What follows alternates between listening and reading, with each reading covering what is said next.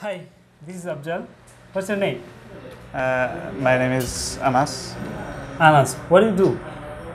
I'm from Luxembourg. What do you do? I mean, study or job or something else? Are you a student? I'm still job in. You're doing job. Bangladesh Kotha. Bangladesher Kotha. Are you a Bangladesh. journalist? Oh, Journalist. you're a journalist. Yeah, I like journalist. Glad to meet you, Anas. And thanks for coming here. So, do you wake up early in the morning? Do you?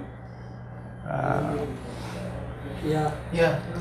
Yes or not? Yes. Yes. When do you wake up early in the morning? I mean, when?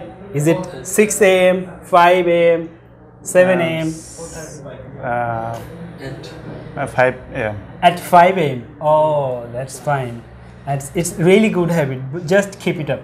And do you work every day in the morning? Yes. Yes. Oh, that's very good habit. Do you sleep early? No. So you sleep lately, and then you wake up early, and it's not good for health.